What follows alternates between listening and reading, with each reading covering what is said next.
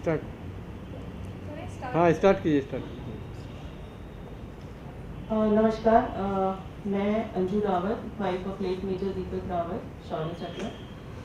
आज अपने कुछ साथियों के साथ में बड़े दुखी और भारी मन के साथ आप लोगों के सामने आई हूँ। मेरे साथ हैं Mrs Bhavna Dwivedi, wife of late major C P Dwivedi, Sena medal, captain Shalini Singh, wife of late major Bhadauria, Kirti Chakra, Mrs Kamla Chikara, mother of Ravindra Chikara, lieutenant Ravindra Chikara, Kirti Chakra, और Mrs Sarika Kapoor, wife of late major Kapoor. हम आपके सामने आज इसलिए आए हैं कि हम एक ऐसी सोसाइटी में रहते हैं जो 2003 में स्वर्गीय भारत रत्न श्री अटल बिहारी वाजपेयी ने हमें उन घरों की, उस सोसाइटी की बड़े मन के साथ में चाबी दी थी और कहा गया था कि आप लोग सब शहीद परिवार यहाँ पर आइए, हम आपको पूरा संरक्षण देंगे, पूरा जो भी सुविधाएं होती हैं वो देंगे और आपको कभी भी किसी तरह की कमी महसूस नहीं होगी। उस वक्त हम लोगों में एक आशा की किरण आई थी कि हाँ, हमारा देश हमारे साथ में है, हमें लुक आफ्टर किया जाएगा। अगर हमारे नियर और डियर वंस ने, जो कि अब इस दुनिया में नहीं रहे, इस देश के लिए अपनी जान गंवाई है, तो देश आज की डेट में हमारे साथ में खड़ा है।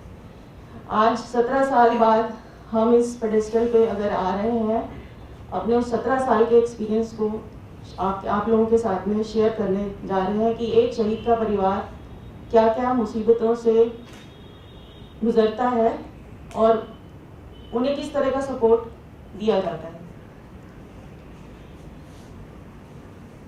कारगिल सोसाइटी में 414 फ्लैट हैं, जिसमें कि जेसीओ, एनसीओ, ओवार्स के और ऑफिसर्स की फैमिलीज रहती हैं। हम लोग पिछले 17 सालों से वहाँ पर रह रहे हैं और धीरे धीरे करते करते अब वहाँ पे शहीद परिवार निकलते जा रहे हैं, जिनके भी कुछ कारण हैं। उनको इस तरह से प्रताड़ित वहाँ पर किया जाता है कि वो लोग वहाँ पर रह नहीं पाते। इसका परफेक्ट एग्जाम्पल मैं सबसे पहले अपने से ही शुरुआत करना चाहूँगी।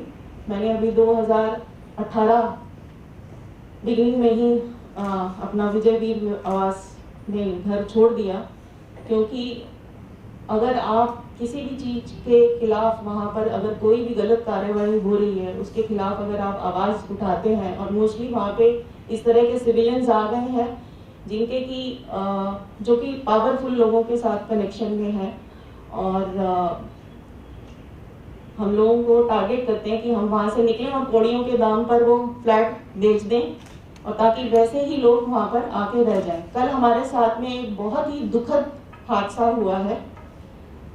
मेन मुद्दा उसी चीज़ का है जिस वजह से हम लोग वहाँ पे आए हैं, और ये हादसा जो कल हमारे साथ दुखद हुआ है, ये हमारी भारतीय जनता पार्टी, जो कि एक टाइम पे रिस्पॉन्सिबल थी हम लोगों को इस तरह का फैसिलिटी देने के लिए, आज उसी भारतीय जनता पार्टी की नाक के नीचे और उनकी संरक्षण में हम लोगों को हमारी डेली रिक्वायरमेंट जो थी, शहीद परिवार जिसमें बहुत बूढ़े माँ बाप भी रहते हैं, अकेली लेडीज़ भी रहती हैं, छोटे बच्चे भी रहते हैं, और डिसेबल्ड ऑफिसर्स और एनसीओ ओआर्स भी रहते हैं, उन लोगों की डेली रिक्वायरमेंट्स को बिल्कुल ही ख़त्म कर दिया गया है, कट ऑफ कर दिया गया है, जिसके के डिटेल्ड वर्जन आपको कैप्टन शालिनी सिंह अभी थोड़ी देर में बताएंगी। मैं अपने साथ ये बता सकती हूँ कि जो भी ऐसे लोगों के खिलाफ अगर खड़ा होता है और अपनी आवाज़ को बुलंद करता है, उन लोगों को किसी न किसी तरह के केस में फंसा दिया जाता है। वहाँ पर एक शख्स हैं बीपी वैष्णव जी, जिनका कि भारतीय जनता पार्टी के साथ में उनका बहुत ज़्यादा कहिए कि उनका हाथ है उनके सर पर। हमें आज तक समझ में नहीं आया कि क्या किस तरह से वो मैनिपुलेट कर लेते हैं हर चीज़ को, कि उन्होंने हमारे खिलाफ मोस्टली सबके खिलाफ कुछ ना कुछ लीगल केस करवाए हैं एक दूसरे को कह के, जिसमें कि पहले हमें लपेटा जाता है हमारा कैरेक्टर असैसिनेशन किया जाता है। उसके बाद हमारे बच्चों को टारगेट किया जाता है। मेरी अपनी बेटी को किडनैप करने की कोशिश की गई थी, जिसके खिलाफ मैंने एफआईआर भी लिखवाई थी, लेकिन उसका आगे कुछ नहीं हो पाया क्योंकि कोई सबूत नहीं पेश हो पाया।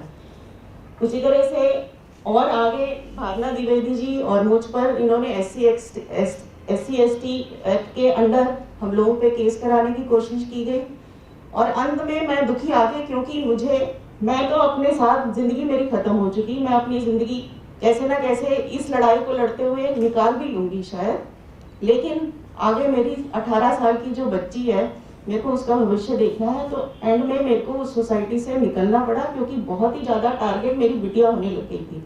उसकी डेली मूवमेंट पे नजर रखी जा रही थी और मैं उसकी लाइफ को रिस्क में नहीं रखना चाहती थी। ऐसी ही सेम तरह की घटना और कहीं और कितनी लेडीज हैं और कितने शहीद परिवार हैं जो कि ये कराई जाती हैं, उन लोगों को उस ट्रैप में फंसा जाता है। अगर आप द्वारका के थाने में जाके देखेंगे और देखेंगे कि कारगिल सोसाइटी में पिछले कुछ सालों में इतनी कंप्लेंट्स हुई हैं, पुलिस कंप्लेंट्स, आपको सारी कहानी वहां पे पता चल जाएगी कि वहां पे किस तरह का नेक्सस चल रहा है। अब मैं कैप्टन शालिनी सिंह के बारे में बताऊंगी। अभी लेटेस्ट इनके बेटे को सेक्सुअल हरासमेंट के केस में फंसाया गया और कल के हादसे के बारे में, जो कि बहुत ही मतलब शर्मनाक हादसा था जो शहीद परिवारों के साथ वहां पे एक्ट किया गया है, उसकी ब्रीफ आपको कैप्टन शालिनी सिंह देंगे। Thank you so much. ये मैं जो कागज़ दिखा रही हूँ, ये दिल्ली नगर निगम ने हमारी सोसाइटी में कुछ दुकानें चलती हैं, मदर डेयरी की, राशन की और सब्जी की। हमारे पास इसका कागज़ है, लेकिन कल भारतीय जनता पार्टी का नगर निगम के कुछ लोग STF के साथ हमारी सोसाइटी में घुसे। उन्होंने कुछ भी नहीं सुना और ताबड़तोड़ उन्होंने दुकानों से सामान फेंकना शुरू किया, उन्होंने दुकानों को डिमोलिश करना शुरू किया। हम सब खड़े होकर उनसे विनती कर रहे हैं, रो रहे हैं, चिल्ला के बोल रहे हैं कि भाई आप हमारी सुनो, किस लिए तोड़ रहे हो, क्या है। हमें कहा गया साइड हट जाओ, तुम सबको उठा के जेल में डाल देंगे। हमारे साथ बहुत अभद्रता की गई, हमारे साथ इतनी बदतमीजी की गई। ये एक शहीद की माँ है, इनके साथ बदतमीजी की। और आज हम ये 5 नहीं बैठे हैं, हमारे पीछे बहुत सारी ऐसी महिलाएं हैं जिनके साथ कल बहुत ही गिरे हुए स्तर का व्यवहार किया गया। वो जो दुकानें हैं वो तब से बनी हैं जब से वो सोसाइटी बनी है, और इसलिए वो दुकानों को दिया गया क्योंकि जब वो सोसाइटी बनी थी वहाँ पे दूर दूर तक कुछ नहीं था। और शहीद की फैमिली जब रहने आई तो या तो किसी का छोटा बच्चा था, किसी के बच्चा होने वाला था। ऐसे ऑफिसर शहीद हुए थे जिनकी बीवियाँ, अंजू जी की बेटी उनके हस्बैंड के शहीद होने के बाद पैदा हुई है। मेरा बेटा 1 साल का था, सारिका का बेटा 1.5 साल का था, भावना की 2 छोटी छोटी बच्चियां थी। ऐसी तमाम थी जिनको छोटे छोटे बच्चों के साथ हम वहाँ रहने आए, और माताएं थी, पिता थे बूढ़े बूढ़े जिनको वहाँ रहने दिया गया। उसके बाद ये दुकानें बना के ये बोला गया कि आपको कहीं परेशान होने की ज़रूरत नहीं है, आप यहाँ रहें, आपकी सारा आपको समान सुविधा का यहाँ मिलेगा। और आज जो चीज़ें अंजू जी ने बताई, उसके बाद इन्होंने भारतीय जनता पार्टी, हमें नहीं पता उनका क्या मकसद है, उनका क्या मोटिव है। जो सोसाइटी हमारे लिए बनाई गई है, हमारे घर के लोग अपनी जान देके इस देश के लिए, इस देश के लोगों के लिए चले गए। उन्होंने एक बार ये नहीं सोचा कि ये परिवार, मेरा परिवार को कौन देखेगा, क्योंकि वो ये सोचते हैं कि शायद यहाँ के लोग देखेंगे। लेकिन इतना मुझे दुख होता है कि हम आज सुबह मेरे को एक 82 साल की आंटी फोन करती है कि मेरे घर दूध कहाँ से आएगा। ये आंटी अपने घर से 1-1 कप दूध ले जाके दे रही है। हमारी कोई इज्जत नहीं है क्या? हम इसलिए रहते हैं कि हम 20-20 साल से हमें कहा जाता है बिना आदमी की औरत। तुम लोग क्या हमसे बात करोगे? ये कोई तरीका है? भारतीय जनता पार्टी जो कहती है, जो सेना का सम्मान करती है, क्या सेना का सम्मान करते हो? जो शहीद हो गए उनके नाम का इस्तेमाल करते हो, और जो उनका परिवार है उनको परेशान करते हो। ये आप सेना का सम्मान करते हैं? उनके बच्चों को, उनकी माताओं को, उनकी बहनों को इस तरह से हमें प्रताड़ित किया जाता है। हमारा जीना दूभर हो गया है। हमें डर लगता है, हमारे बच्चे घर से बाहर नहीं निकलते हैं, हम कहने जाते हैं। कल जब ये डिमोलिशन बिना बात का ये डिमोलिशन किया गया, ना हमें कोई नोटिस दिया गया, ना हमें कोई बताया गया, और किस वजह से ये डिमोलिशन हुआ हम नहीं जानते हैं। और जब हम रिक्वेस्ट कर रहे हैं कि आप हमें समय दें, हम भारतीय जनता पार्टी की निगम पार्षद नितिका शर्मा को फोन किया जा रहा है, वो हमारा फोन नहीं उठा रही हैं। उनको सब कुछ पता था ये कार्रवाई चल रही है, उन्होंने ये कार्रवाई क्यों कराई, वो क्यों हम लोगों से बदला ले रही हैं, हमें क्यों परेशान कर रही है, हम ये भी नहीं जानते। लेकिन हम ये ज़रूर कहना चाहते हैं, आज हम इस माध्यम से हम यहाँ इसलिए आए हैं कि हम बहुत ज़्यादा परेशान हो गए। हम इतना ज़्यादा परेशान हो गए कि हम समझ नहीं पा रहे हम किसके पास जाएं। हमारे घर में ये अकेले रहती है, मैं अकेले रहती हूँ, ये अकेले रहती है, वो अकेले, हमारे घर में नहीं है कोई, हम अपने बच्चों के साथ अकेले रह रहे हैं, वृद्ध माता पिता अकेले रह रहे हैं, किसके पास जाएं? क्या चाहती है ये भारतीय जनता पार्टी, ये नगर निगम क्यों हमारा जीना दुभर कर रखा है? और ऐसा नहीं है कि द्वारका में और सोसाइटी जितनी है वहाँ पे इस तरह की कोई भी दुकानें ना चल रही हो। आप अगर द्वारका में घूमेंगे, हर सोसाइटी के बाहर ऐसी दुकानें बहुत सारी हैं। पता नहीं हमारी सोसाइटी को, हम ही लोगों को क्यों टारगेट किया जा रहा है। कहा जाता है कि शायद एक शहीद सैनिक जब गया है तो उसने अपना खून दिया, ये सोच के खून दिया कि उसके खून की इज्जत की जाएगी, उसके परिवारों को वो सम्मान दिया जाएगा। आज उनके परिवारों को खून के आंसू रुलाया जा रहा है, और वो शहीद भी ऊपर से रो रहा होगा कि क्या मैंने ऐसे घटिया लोगों के लिए अपनी जान दी है, ऐसा जो यहाँ पे परिवारों का ध्यान नहीं रखा जाता। हम 20-20 साल से स्ट्रगल कर रहे हैं, अपनी ज़िंदगी को अच्छे से बिता के, अपने बच्चों को अच्छी शिक्षा देके, अपने जीवन को हम एक सही तरीके से जीने की कोशिश कर रहे हैं, और हमें जीने नहीं दिया जा रहा है। हमारा क्या कसूर है कि हमने एक सैनिक परिवार से नाता जोड़ा, हम एक शहीद परिवार में जन्म लिया? ये कसूर है मेरे बच्चे का या इनकी बेटी का, या वो तमाम जो यहाँ पे नहीं आ पाई, जो आज आना चाहती थी? क्या कसूर है हमारा? बताएगी हमको भारतीय जनता पार्टी। हमारा ये डिमांड है कि उन्होंने हमारा जो भी नुकसान किया, जो भी उन्होंने कल हमारी चीज़ों को खराब किया, वो हमारा दोबारा बना के देंगी। हमारे पास पैसे नहीं है, हम नहीं बना सकते फिर से, और हमारे सोसाइटी के 1 किलोमीटर न दाएं न बाएं कुछ नहीं है। हम सुबह आज गेट पे बैठ के मैंने सामान खरीद के लोगों को दिया है, 2 घंटे गेट पे बैठी हूँ, क्योंकि दुख होता है कि मेरे परिवारों तक राशन नहीं पहुँचेगा, उनके घर चाय नहीं बनेगी, बच्चे दूध नहीं पी पाएंगे। तमाशा मचा के रखा हुआ है इस नगर निगम भारतीय जनता पार्टी ने, और हम बहुत ही ज़्यादा आज परेशान होकर आए हैं।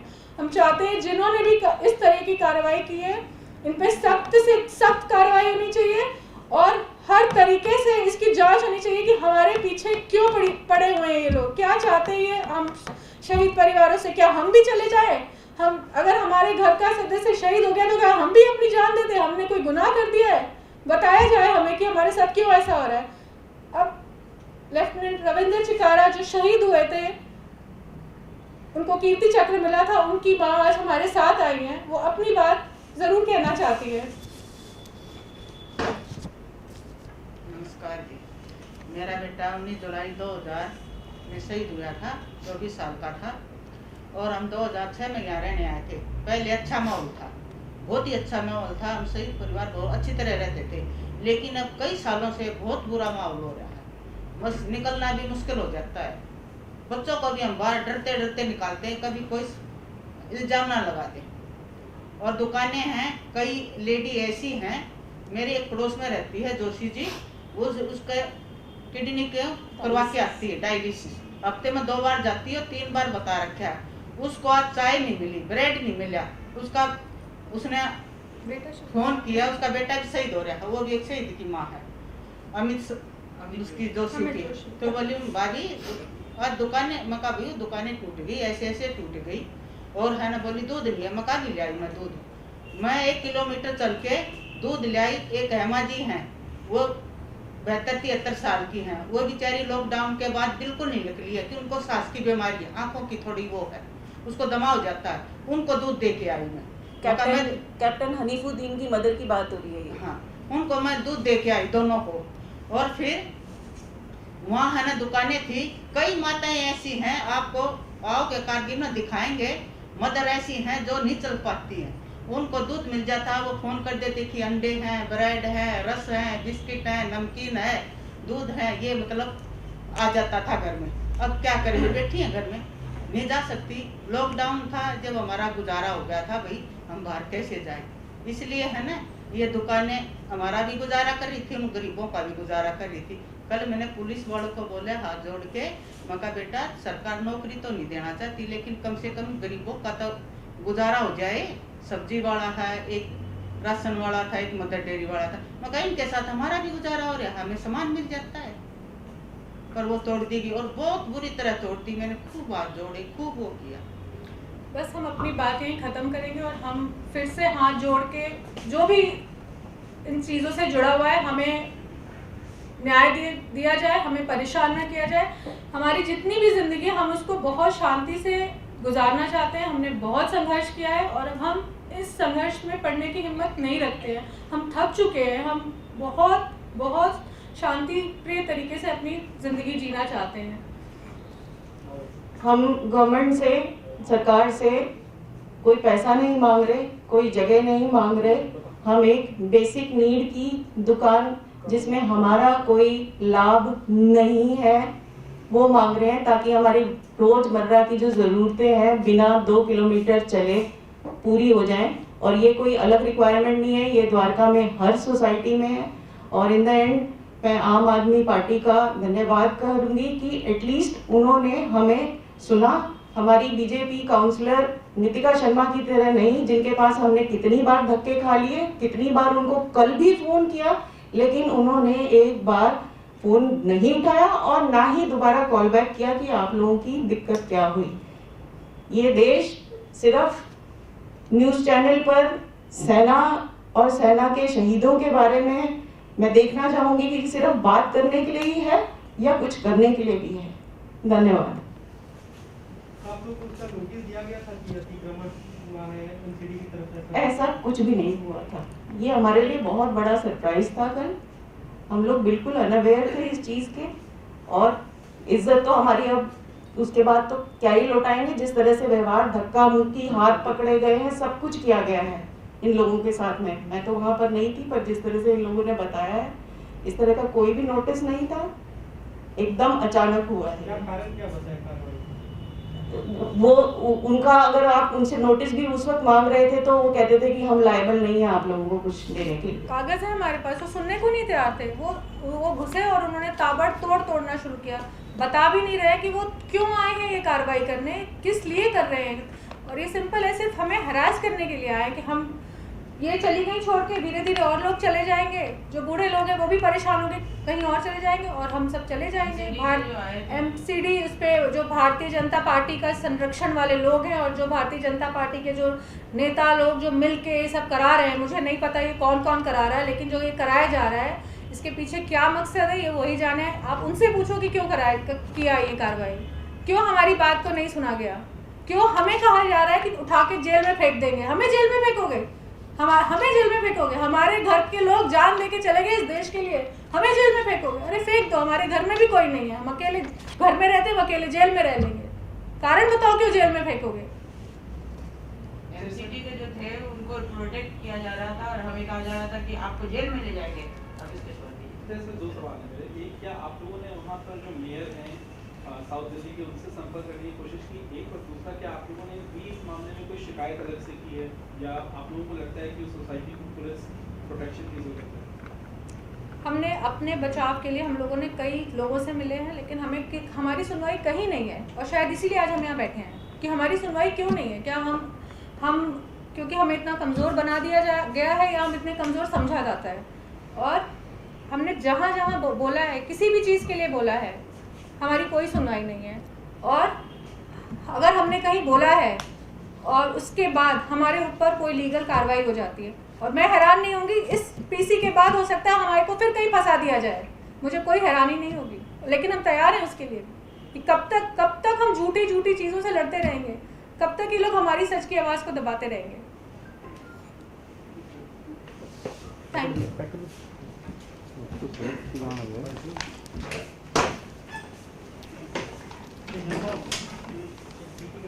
आप लोग